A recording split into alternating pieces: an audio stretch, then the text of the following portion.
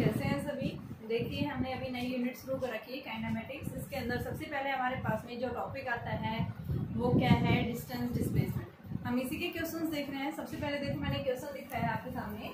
ये पार्टिकल जो है यहाँ से चला है ए से और कहाँ पहुँचा है बी से। ठीक है, तो हमें क्या निकालना है, डिस्टेंस और डिस्प्लेसमेंट निकालना है। ये यहाँ से यहाँ तक गया 1 मीटर, फिर उसके बाद ये सर्कल आपके पास सेमी सर्कुलर, फिर बी मीटर, और फिर यहाँ से और ये मान लो सी मीटर इसने कवर किया। ये मीटर है बेटा। ये ए बी सी यहाँ पे आपके पास में कुछ कांस्टेंट ले लो, जहाँ पे मैं इनकी वैल्यू रख दूँ। ए की वैल्यू मान लो 1 मीटर, बी आपके पास में 2 metre and C is equal to 5, ऐसा कुछ है। ठीक है, तो क्या निकालना है, डिस्टेंस डिस्प्लेसमेंट। सबसे पहले हम यहाँ से देखेंगे डिस्टेंस निकालना है। डिस्टेंस आपके पास में किसके इक्वल है, डिस्टेंस का मतलब टोटल पाथ जो कवर की गई है। टोटल लेंथ मतलब यहाँ से ये क्या होगी a, फिर ये यहाँ से ऐसे क्या कैसा है, ये सेमी सर्कुलर। सेमी सर्कुलर की यानी क्या है, पूरा सर्कल होता तो टोटल 2 पाई आर लेते, लेकिन ये क्या है हाफ, तो हम क्या लेंगे पाई आर प्लस में। जब इसकी रेडियस मान लो आपके पास में क्या है 1 मीटर और इसकी रेडियस आपके पास में 5 मीटर, ये ठीक है।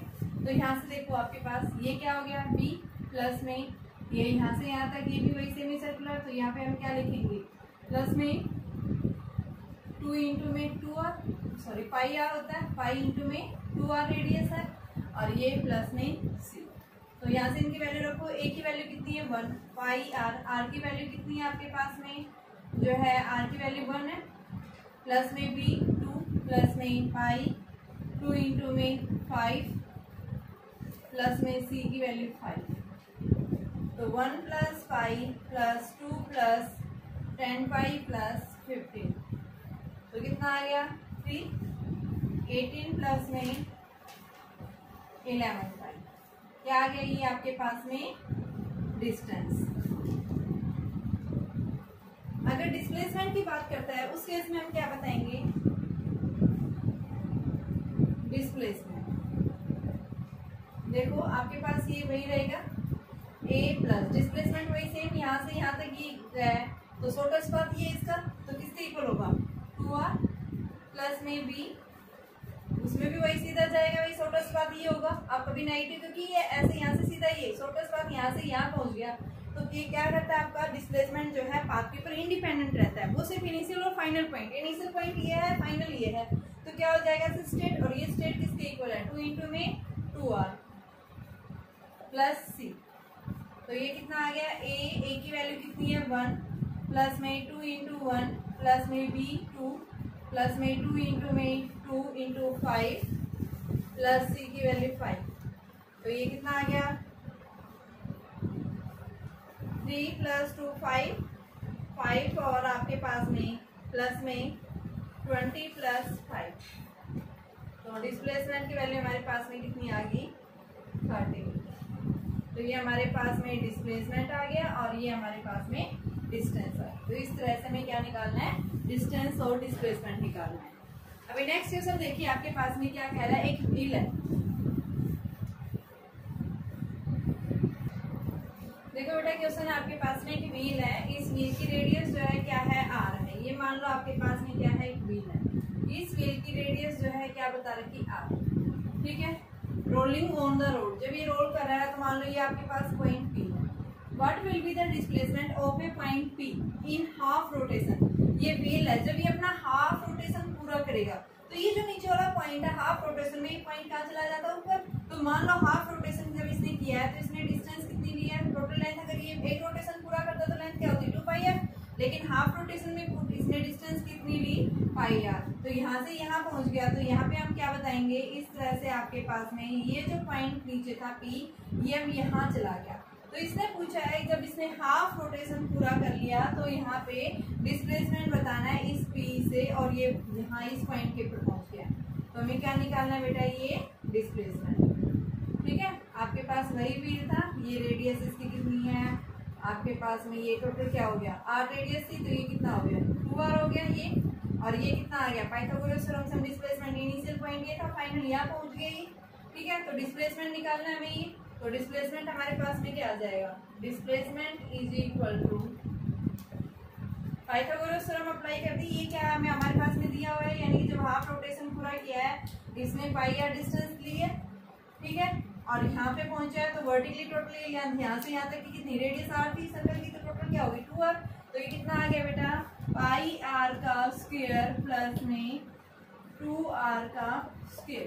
तो ये बन गया pi square R square plus 4r square और इसका रूट।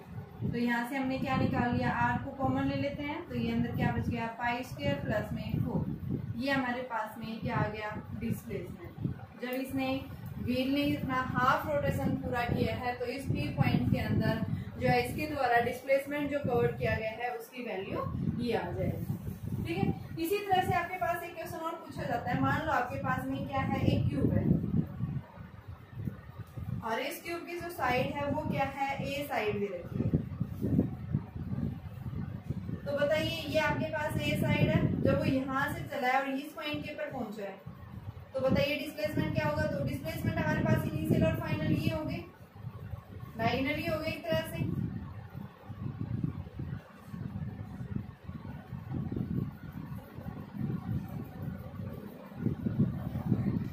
ठीक है। तो डायगोनली आपके पास में ये क्या है, क्यूब है, क्यूब का डायगोनल क्या होता है, ए स्क्वायर प्लस ए स्क्वायर प्लस ए स्क्वायर। तो यहाँ पे क्या आ जाएगा, डिस्प्लेसमेंट इनिशियल पॉइंट ये है, फाइनल ये हो गया, तो ए स्क्वायर प्लस में, यानी यहाँ पे हम लिखेंगे भाई नेट पोजीशन वेक्टर जो आएगी वो क्या आएगी, ए आई कैप प्लस में ए वाई जे कैप प्लस में ए के कैप। एक्स एक्सिस में भी ए डिस्टेंस, वाई एक्सिस में भी और जेड एक्सिस में भी। तो ये क्या आ गया, इसका मैग्नीट्यूड जब आप निकालेंगे तो ए स्क्वायर प्लस में ए स्क्वायर और ये कितना आ गया √3a। ये इसका डिस्प्लेसमेंट आ गया। जब ये यहाँ से ए से और बी पे पहुंचा है फाइनली, तो इसका डिस्प्लेसमेंट पूछा था, बताइए डिस्प्लेसमेंट क्या होगा। देखिए बेटा क्वेश्चन आपके पास में, एक आदमी जो है 30 मीटर नॉर्थ साइड गया है और फिर 20 मीटर ईस्ट। सबसे पहले हम डायरेक्शन देखेंगे, north south east west. 30 metre कहाँ गया है, वो नॉर्थ साइड, तो ये इसका ओरिजिन है। मान लो 30 मीटर ये कहाँ गया है, नॉर्थ, तो ये 30 मीटर। फिर कहाँ गया, 20 metre towards east, 20 metre towards east, and then finally 30√2 metre in south west direction. तो यानी कि वेस्ट साउथ वेस्ट है, मतलब ये हो गया, इस तरफ यूं आ गई साउथ वेस्ट डायरेक्शन। तो ये एंगल क्या हो गया 45 डिग्री, ठीक है। 30√2 मीटर है ये। तो यहाँ पे इसको आप क्या कर सकते हैं, दो पार्ट्स में डिसोल्व कर सकते हैं, ठीक है। तो ये आपके पास में, इसको देखो हम डिसोल्व करते हैं तो ये आपके पास एक कंपोनेंट हॉरिजॉन्टल में इसका क्या आ जाएगा, यानी कि आप इसको लिखेंगे कि आपके पास में ये ओ ए बी और बी से ये फाइनली सी पॉइंट है, ठीक है ना। ये यहाँ से कहीं चला था, आपके पास ये है हमारा ओरिजिन से यहाँ से ले रहे हैं, ठीक है। तो हमें ये ओ इनिशियल ये है, फाइनल ये है, तो ये हमें डिटरमाइन करना है। डिस्प्लेसमेंट पूछा है उसने कि बताइए इनिशियल और फाइनल के बीच में, यानी कि ओरिजिन जो है, ओरिजिन का मतलब जहाँ से वो चला है, ठीक है। तो यहाँ पे इस साउथ वेस्ट के अंदर ये डिस्प्लेसमेंट हमें निकालना है। तो इसके लिए हमें क्या चाहिएगा, देखो आपके पास में ये क्या है, सबसे पहले ओ से ए गया तो ये कहाँ वाई एक्सिस में मूव कर रहा है, तो 30 जे कैप। ए से बी गया तो उस केस में क्या आया 20 आई कैप, और ये माइनस क्योंकि हाँ प्लस है ये क्योंकि पॉजिटिव एक्स एक्सिस में जा रहा है। और फिर ये बी से कहाँ गया सी पे, तो बी से सी आया। तो यहाँ से हमारे पास दो कंपोनेंट्स आएंगे बेटा, 30√2 के आप इस तरह से किसी को रिजोल्व करते हैं तो यहाँ एंगल क्या बन रहा है 45। तो भी आगे आएगा ये लेंथ में हमारे पास में। इस तरह से अगर कोई एंगल बनाता है तो वहाँ पे उसका कंपोनेंट निकाले, क्योंकि साउथ वेस्ट के अंदर ऐसे 2D के अंदर है ये, तो इसके पास में डिस्टेंस का कंपोनेंट हॉरिजॉन्टल डायरेक्शन में भी होगा और वर्टिकल में भी होगा, ठीक है। तो हॉरिजॉन्टल डायरेक्शन यहाँ से देखो ये 45 यानी ये भी वही 45 है, टोटल 90 डिग्री होता है। इसको मैंने क्या कर दिया, एंगल को तोड़ दिया आपने, ठीक है। तो यहाँ से क्या बना 30√2 का ये कंपोनेंट क्या आ गया 30√2 cos of 45 और ये कंपोनेंट क्या आएगा 30√2 sin of 45। विजुअलाइजेशन कर दिया किसका हमने, डिस्टेंस को, दो पार्ट्स में डिस्प्लेसमेंट यहाँ से यहाँ तक जब गया है। तो आपके पास में BC जो आएगा ये, तो ये क्या आएगा बेटा 30√2 cos of 45 और ये नेगेटिव एक्स एक्सिस माइनस आई कैप और ये आपके पास में नेगेटिव 30√2 sin 45 जे कैप, ठीक है। तो ये वैल्यू आ गई 30√2 और इसकी वैल्यू 1/√2 आई कैप माइनस 30√2 1/√2 के कैप जे कैप। आपके पास ये कैंसिल हो गया तो ये कितना आ गया -30 आई कैप माइनस 30 जे कैप। क्या है ये बी से सी आ गया। निकालना क्या है हमें ओ से सी डिस्प्लेसमेंट। ठीक है, तो मैंने क्या बताया भाई ओ से सी तक इनिशियल और फाइनल के बीच का जो है डिस्प्लेसमेंट हमारे पास में क्या जाता है, यानी कि ओ सी जो आएगा उसको हम क्या लिखेंगे ओ ए प्लस में ए बी प्लस में बी सी। तो ओ ए हमारा कितना है 30 जे कैप, ए बी कितना है 20 आई कैप और बी सी जो है वो क्या है -30 आई कैप माइनस 30 जे कैप। ये क्या हो गया कैंसिल और ये कितना आया -10 आई कैप। तो यानी कि इधर से आ गया तो ये यहाँ से यहाँ तक का डिस्प्लेसमेंट कितना आएगा -10 आई कैप। नेगेटिव एक्स एक्सिस में चला गया तो माइनस आ गया। इनिशियल और फाइनल के बीच का डिस्प्लेसमेंट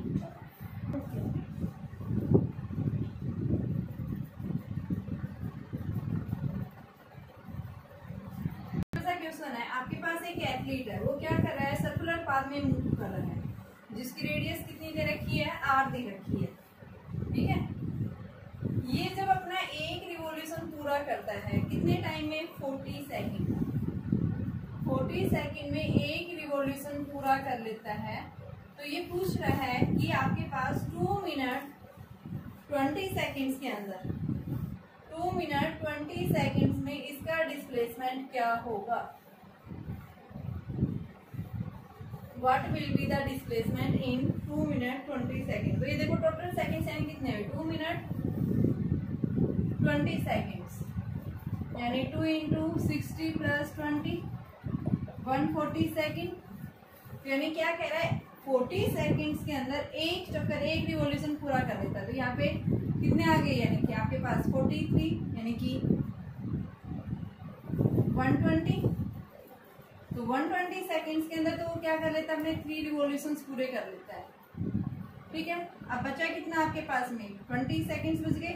तो 20 सेकेंड्स का मतलब क्या है, ये हाफ रोटेशन और पूरा करेगा, हाफ रिवॉल्यूशन यानी आधा। तो यानी कि टोटल जो है कितने रोटेशन करेगा वो, टोटल रोटेशन पूछे हैं तो कितने करेगा वो 3.5 3.5। ठीक है ना, इतने रोटेशन चलेगा। अब डिस्प्लेसमेंट कितना होगा तो देखो जब ये यहाँ से चलाया वापस आ गया एक रिवॉल्यूशन डिस्प्लेसमेंट 0, फिर आया यहाँ पे 2, फिर आया 3 0 और फिर फाइनली वो यहाँ पे पहुंच गया हाफ रोटेशन। यानी नेक्स्ट जो है जब 4th रोटेशन करेगा तो पूरा नहीं कर पाया, ओनली कितना हाफ रोटेशन। तो यहाँ से यहाँ तक पहुंचेगा वो। तो उस केस में आपके पास डिस्प्लेसमेंट इनिशियली है फाइनली है, तो टोटल कितना हो गया r ये है रेडियस, तो टोटल कितना आ जाएगा 2r आ जाएगा। ठीक है, यही पूछा था डिस्प्लेसमेंट बताइए क्या होगा।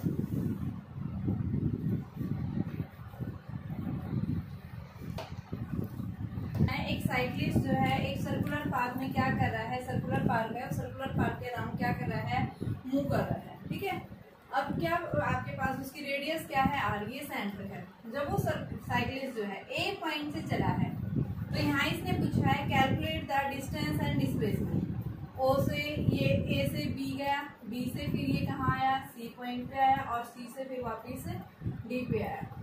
तो इसने पूछा ओ से ए से बी पहुंचा तब डिस्टेंस डिस्प्लेसमेंट क्या है, बी से सी पहुंचा तब डिस्टेंस डिस्प्लेसमेंट क्या है और सी से डी गया है और फिर वापस डी टू ए। तो हमें क्या निकालना है, calculate the distance and displacement. सबसे पहले हम बता रहे हैं when cyclist moves from A to B, तो डिस्टेंस जो है वो किसके इक्वल है। यानी आपके पास टोटल सर्कल में जाता तो क्या होती है उसकी लेंथ सर्कमफ्रेंस के इक्वल, लेकिन वो ए से बी गया है यानी सर्कल का क्या है 1/4 है। तो टोटल लेंथ जो है टोटल लेंथ 2 पाई आर, उसका कितना है 1/4 पोर्शन है। तो आपके पास में क्या आ जाएगा पाई आर बाई 2 आ गई। ठीक है, रेडियस आपके पास मान लो कितनी दे रखी है 4 मीटर दे रखी है, तो कितना आ गया ये π/2 इंटू में 4, तो 2 पाई मीटर आ गई डिस्टेंस। अब डिस्प्लेसमेंट यहाँ से यहाँ तक पहुंचा वो ए से बी, तो ये इनिशियल और फाइनल के बीच का ये आ रहा है ये आ रहा है, ये कितना हो जाएगा r² प्लस r² यानी √2r। तो डिस्प्लेसमेंट आप क्या बताएंगे √2r। निकालेंगे यहाँ से डिस्टेंस। अब कहाँ से, बी से सी गया है, तो बी से सी गया है, तब उस केस में बी टू सी, बी से सी यानी तो पीछे पॉइंट था ए टू सी लेंगे हम, ना कि बी टू सी। तो सेम ए टू सी आएगा, तो यानी वो क्या हो गया आपके पास में डिस्टेंस जो आएगी वो किसके इक्वल है, सेमी सर्कल हो गया ए से सी यानी सर्कल का हाफ, तो 2 पाई आर अपॉन 2।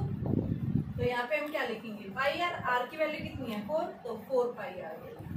और डिस्प्लेसमेंट किसके इक्वल होगा, 2r। ठीक है। अब कहाँ से ए टू डी गया है, जब ए से जब डी गया है उस केस में डिस्टेंस किसके इक्वल है, ए से डी गया है, तो टोटल क्या हो गया, टोटल लेंथ का 3/4 पोर्शन है ये, तो 3/4 इंटू 2 पाई आर, तो ये क्या आ गया 3/2 पाई आर आ गया। आर की वैल्यू पुट कर देंगे।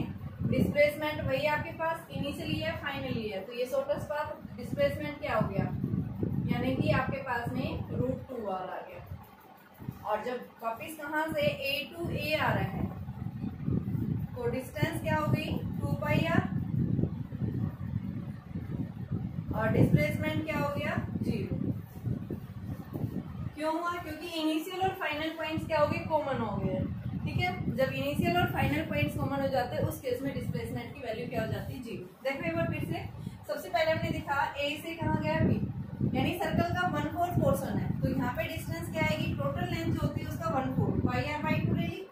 डिस्प्लेसमेंट इनिशियल ये है, फाइनल ये है, तो किसके इक्वल आ जाएगा आपके पास में, इसका ये पाइथागोरस थ्योरम बन रही है, R square plus R square और उसका √2r आ गया।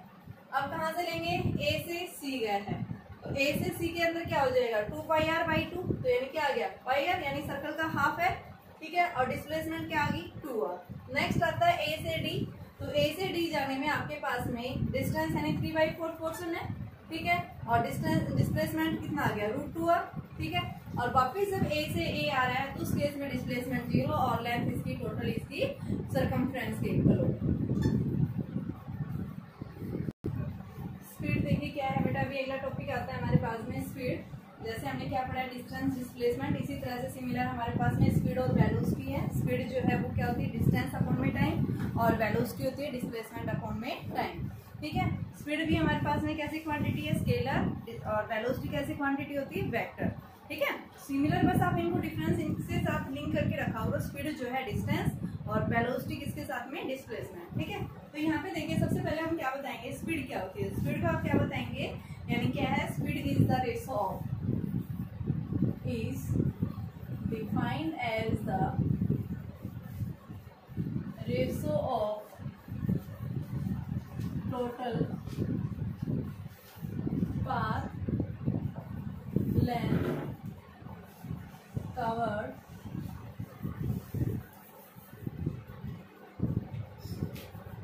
by the object in। ठीक है, यानी क्या है ये टोटल पाथ लेंथ जो है कवर की गई है by the object in a given, या फिर ये बता सकते हो path covered by an object to the time table. यानी स्पीड जो है हम क्या बताते हैं, टोटल डिस्टेंस अपॉन में टोटल टाइम। ठीक है, कैसी क्वांटिटी है ये, स्केलर क्वांटिटी है। क्या देती है ये हमें, ओनली मैग्नीट्यूड बताती है, गिव्स ओनली मैग्नीट्यूड।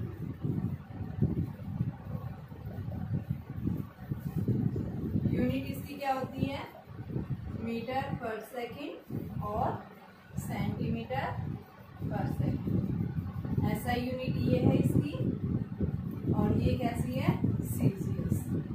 ठीक है, नेक्स्ट आता है it always positive and can never be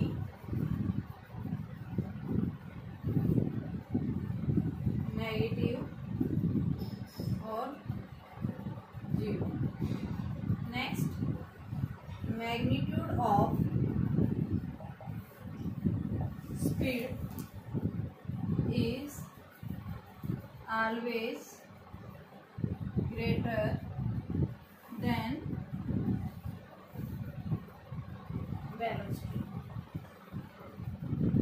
ठीक है, इक्वल कब हो सकते हैं स्पीड और वेलोसिटी का मैग्नीट्यूड, स्पीड और वेलोसिटी इक्वल कब हो सकती हैं, जब ये दोनों क्या कर रही हैं, सेम स्ट्रेट लाइन में मूव कर रही हैं बिना डायरेक्शन चेंज किए हुए। तो उस केस में हम क्या बताते हैं कि आपकी स्पीड और वेलोसिटी क्या हो सकती है, इक्वल हो सकती है। वरना हम क्या बताते हैं कि जो स्पीड जो होती है उसका मैग्नीट्यूड हमेशा या तो इक्वल होगा या फिर ग्रेटर होगा किससे, वेलोसिटी के मैग्नीट्यूड से। ठीक है, सिर्फ एक ही केस के अंदर ये इक्वल हो सकती हैं जब ये दोनों क्या कर रही हैं, सेम स्ट्रेट लाइन के अंदर मूव कर रही है बिना किसी डायरेक्शन को चेंज किए हुए। ठीक है, डायमेंशनल फॉर्मूला इसका हमने पढ़ा था, क्या होती है, जैसे डिस्टेंस यानी L1 टाइम क्या है t, तो क्या बन गया ये L1 t माइनस 1, ये इसका डायमेंशनल फॉर्मूला होगा।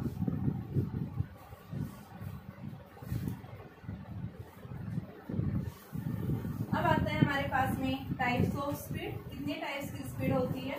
तो देखिए सबसे पहले हम बात करेंगे यूनिफॉर्म स्पीड, फिर दूसरा देखेंगे वेरिएबल स्पीड, फिर तीसरी देखेंगे इंस्टेंटेनियस स्पीड। ठीक है, 3 टाइप्स की स्पीड है। स्पीड को मेजरमेंट करने के लिए हम किसका यूज करते हैं, ओडोमीटर का।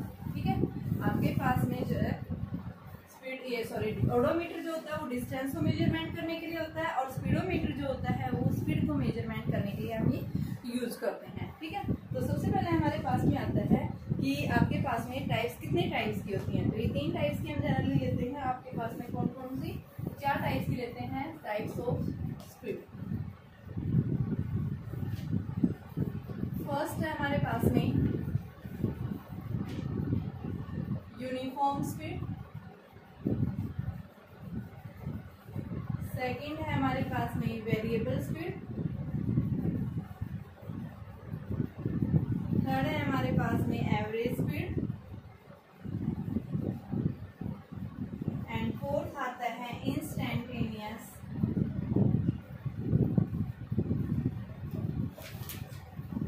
स्पीड। यूनिफॉर्म स्पीड कब कहेंगे, यूनिफॉर्म स्पीड का मतलब क्या है, if an object covers equal distances in equal interval of time। जैसे मान लो आपके पास कोई एक ऑब्जेक्ट है, वो O से चला है, O से A 1 सेकेंड में 5 मीटर डिस्टेंस ली, फिर 2 सेकेंड में यहाँ से यहाँ तक 10 ली, फिर नेक्स्ट यहाँ से कितनी ली 15 मीटर, फिर ये कितनी ली 3 सेकेंड में, ये 4 सेकेंड में 20, ये क्या देखा 5 सेकेंड में 25। हम क्या देख रहे हैं, हमेशा क्या आ रही है इसकी 5 मीटर पर सेकेंड इसकी क्या आ रही है, स्पीड आ रही है। ये स्पीड हमेशा क्या है, आ रही है कांस्टेंट आ रही है, यानी इसको हम क्या कहेंगे, कैसा है, ये यूनिफॉर्म स्पीड है। ठीक है, तो यूनिफॉर्म स्पीड क्या होती है, अगर कोई भी object equal interval of time के अंदर इक्वल डिस्टेंस कवर कर रहा है, तो यानी ऑब्जेक्ट को हम किसमें कहेंगे, यूनिफॉर्म स्पीड के अंदर कहेंगे।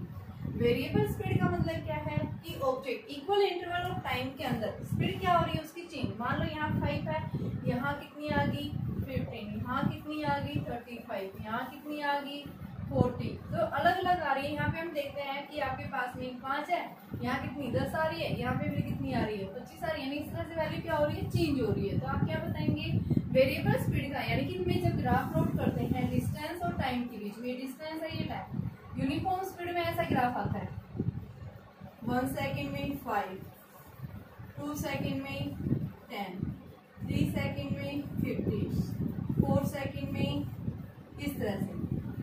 ठीक है, तो यानी 5 मीटर पर सेकेंड हमेशा क्या रहती है, कांस्टेंट रहती है। ठीक है, वेरिएबल के अंदर क्या होता है, आपके पास में यानी स्पीड क्या हो रही है, ऐसी चीज कोई फिक्स नहीं होती है। ठीक है, डिस्टेंस और टाइम के बीच में इस तरह से ग्राफ मिलता है, जिसका मतलब क्या है, आपका जो ग्राफ है वो क्या कर रहा है, वेरी कर रहा है, वेरिएबल ग्राफ आ रहा है। ठीक है, अब उसके बाद में नेक्स्ट एवरेज स्पीड की बात करते हैं। एवरेज स्पीड का मतलब क्या है कि जब भी कोई ऑब्जेक्ट मूव कर रहा है तो आपके पास में एवरेज स्पीड जो आएगी वो किसकी इक्वल होगी, total distance covered by the total time, कि टोटल टाइम के अंदर कितनी टोटल डिस्टेंस कवर की गई है, वो क्या कहलाती है, उसकी एवरेज स्पीड कहलाती है।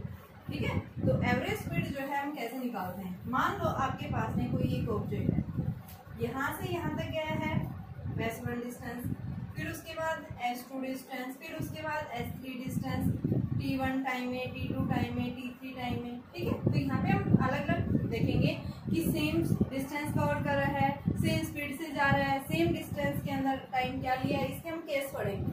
ठीक है, तो सबसे पहले हम देखेंगे एवरेज स्पीड। तो सबसे पहले आपको समझ में आया यूनिफॉर्म स्पीड क्या होती है। यूनिफॉर्म स्पीड का अगर क्या है, अगर कोई भी object equal interval of time के अंदर इक्वल डिस्टेंसेस कवर कर रहा है। वेरिएबल का मतलब क्या है, इक्वल इंटरवल ऑफ टाइम के अंदर क्या कर रहा है, डिफरेंट डिस्टेंसेस कवर कर रहा है, उसको हम वेरिएबल कहेंगे। अब एवरेज स्पीड के अंदर हम बात करते हैं, केसेस जाएंगे बेटा इसके अंदर। मैंने सिर्फ अभी क्या बताया, फॉर्मूला बताया है।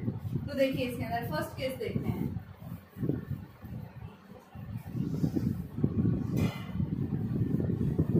देखिए केस फर्स्ट आता है आपके पास में, कोई भी ऑब्जेक्ट अगर क्या कर रहा है, मान लो एक ऑब्जेक्ट है, वो क्या कर रहा है, यहाँ से यहाँ गया S1 डिस्टेंस T1 टाइम में, फिर यहाँ से यहाँ गया S2 डिस्टेंस, फिर यहाँ से यहाँ गया S3 डिस्टेंस, यहाँ से यहाँ गया है S4 डिस्टेंस। इस तरह से मान लो ये पार्टिकल यहाँ पहुँचा है।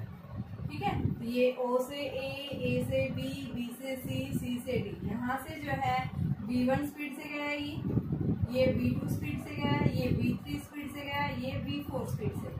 ठीक है, तो यहाँ पे आपको जो है एवरेज स्पीड कैसे निकालेंगे। तो देखो आपके पास यहाँ से यहाँ तक की टोटल डिस्टेंस जो है, एवरेज स्पीड निकालने के लिए क्या चाहिए हमें, टोटल डिस्टेंस। टोटल डिस्टेंस क्या हो गया आपके पास में, S1 प्लस S2 प्लस में डैश डैश Sn अपॉन में total time T1 plus T2 plus T3। अब टाइम आपके पास इस क्वेश्चन में दिया हुआ नहीं है, क्या दे रखा है, स्पीड। तो मान लो आपके पास में जब पहला ऑब्जेक्ट O से कहाँ गया है, O से A तक गया है, तो उसकी स्पीड जो है वो कितनी दे रखी है, V1, और डिस्टेंस S1, टाइम क्या लिया है, मान लो T1, तो T1 हम निकाल लेंगे S1 बाई V1। ऐसे ही सेकंड पार्टिकल गया है, वो वहां से कहाँ तक, यहाँ से यहाँ तक गया है। ठीक है, डिस्टेंस कितनी है, S2 कितनी स्पीड से V2, तो टाइम कितना लेगा, S2 बाई V2। ऐसे ही हम nth के लिए यानी Sn अपॉन में Vn। तो आपके पास में एवरेज स्पीड जो आएगी वो किसके इक्वल हो जाएगी बेटा, S1 प्लस S2 प्लस में S3 प्लस में डैश डैश Sn अपॉन में T1 की जगह वैल्यू रखो S1 बाई V1 प्लस में S2 बाई V2 प्लस में dash dash Sn by Vn। ये हमारे पास में जनरल फॉर्मूला। अब इसके ऊपर हम केस अप्लाई कर सकते हैं। मान लो अगर ऑब्जेक्ट जो है यहाँ से यहाँ तक गया है, डिस्टेंस हर बार क्या ले रहा है, सेम ले रहा है, तो उस केस में हमारे पास में क्या आ जाएगा, यानी S प्लस S अपॉन में S by V1 plus S by V1। अगर सेम डिस्टेंस कवर करा उस केस में तो क्या आ गया 2S, और ये S common 1 by V1 plus 1 by V2, S से S कैंसिल। तो एवरेज स्पीड हमारे पास क्या फॉर्मूला बन जाएगा उस केस में, एवरेज स्पीड यानी कि अगर इक्वल डिस्टेंस कवर कर रहा है उस केस में आप क्या बताएंगे, 2 अपॉन में इसका एलसीएम लेंगे तो ये V1 प्लस V2 और ये V1 V2 ऊपर चला जाएगा। ये फॉर्मूला आ जाएगा कहाँ से, इससे। ठीक है, केस लगाएंगे अगर आपके पास में दो ऑब्जेक्ट्स है, if two objects covers same distance यानी S1 बराबर S4, इसको हमने S के इक्वल मान लिया, तो उस केस में हमारे पास केस ये आ जाएगा।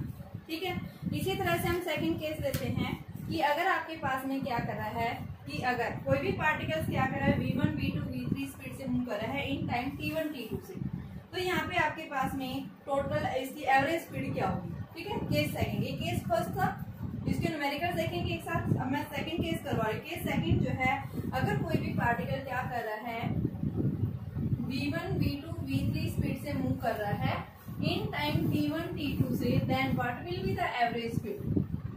अब आपके पास डिस्टेंस नहीं दी हुई है ना, पहले वाले केस में क्या नहीं दिया हुआ था, टाइम नहीं दिया हुआ था, अभी क्या नहीं दिया हुआ आपके पास में, डिस्टेंस नहीं दे रखी। क्या बता रखा है, second case, if object moves with speed V1 V2 dash Vn in time T1, T2, Tn, then average speed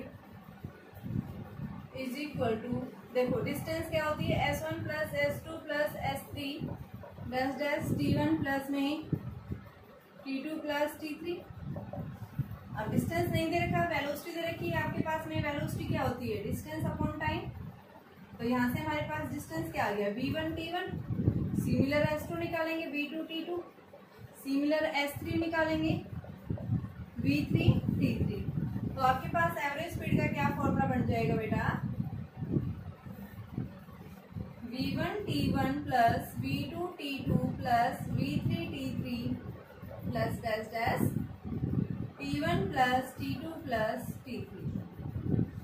ठीक है, इस तरह से हमारे पास में फॉर्मूला बन गया है। ठीक है, और अगर ये क्या कह रहा है आपके पास में, अगर टाइम क्या ले, ये सेम ले, तो उस केस में क्या हो जाएगा, अगर T1 T2 if same time से मूव कर रहे हैं तो उस केस में एवरेज स्पीड हमारी क्या हो जाती है, V1 plus V2 plus V3, यानी उन सबकी एवरेज स्पीड के इक्वल आ जाएगी।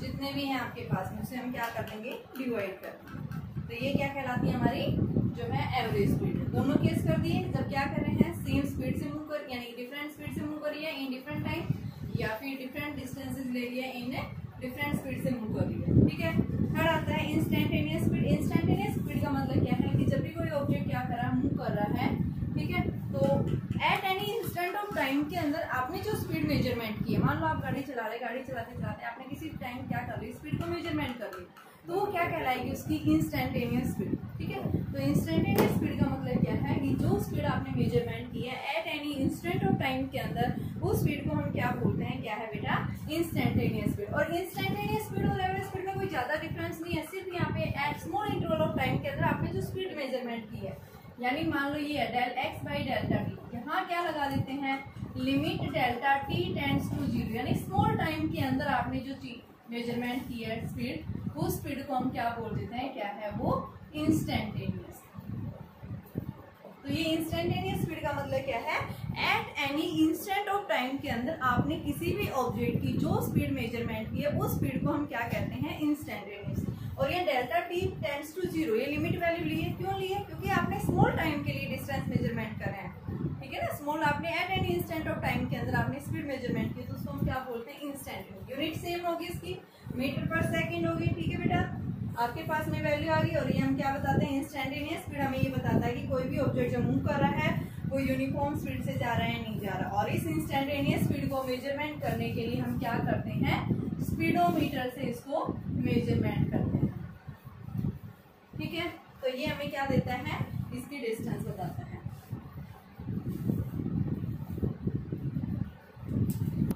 देखो बेटा, क्वेश्चन है, एक पार्टिकल मूव कर रहा है स्ट्रेट लाइन के अलॉन्ग, तो ये मान लो ए से बी तक गया है, तो ये हमने क्या किया है, फॉर द फर्स्ट टाइम ये पॉइंट ए है, ये पॉइंट आपके पास बी है, बीच में हमने सी पॉइंट लिया। ए से जब इस तक गया है फर्स्ट 30 किलोमीटर, यानी फर्स्ट 30 किलोमीटर ये है, तो इस 30 किलोमीटर तक जब गया है, कितनी स्पीड से, 10 किलोमीटर पर आवर की स्पीड से गया है। और नेक्स्ट जो है ये 60 किलोमीटर बच गया, ये नेक्स्ट आपके पास में 60 किलोमीटर, इसमें जो है इसकी स्पीड कितनी है, 20 किलोमीटर पर आवर। तो यहाँ से पूछा क्या है, एवरेज स्पीड। तो एवरेज स्पीड जो है वो क्या होती है, टोटल डिस्टेंस यानी 60 प्लस 30 होगी, अपॉन में टाइम T1 प्लस T2 नहीं दिया हुआ, तो ये हम निकालेंगे।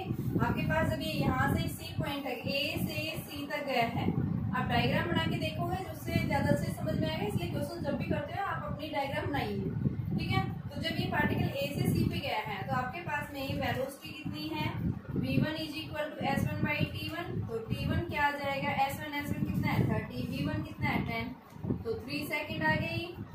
अब दूसरा हमारे पास में यहाँ से सी से बी तक गया है, जब सी टू बी गया है, तो आपके पास T2 कितना है, निकालना है, डिस्टेंस 60, टाइम कितना, ये वेलोसिटी कितनी है 20, तो ये 3, तो 3 और 3 दोनों आ गई। तो यहाँ पे हम रखेंगे 90 अपॉन में 3 प्लस 3, तो ये आपके पास एवरेज स्पीड जो है वो कितनी आएगी, 10 मीटर पर सेकेंड। ठीक है। टाइम T1 T2 नहीं दिया हुआ था, हमने T1 T2 निकाला कि फर्स्ट हाफ, यानी कि फर्स्ट हाफ नहीं है, ओनली क्या है पहले 30 किलोमीटर में स्पीड से जा रहा है, नेक्स्ट डिस्टेंस उसकी उसमें 20 किलोमीटर पर आवर की स्पीड से गया है। तो यहाँ से यहाँ तक जाने में टाइम क्या लिया और यहाँ से यहाँ तक गया टाइम, हमने दोनों टाइम निकाल लिया, अब उनका एडिशन कर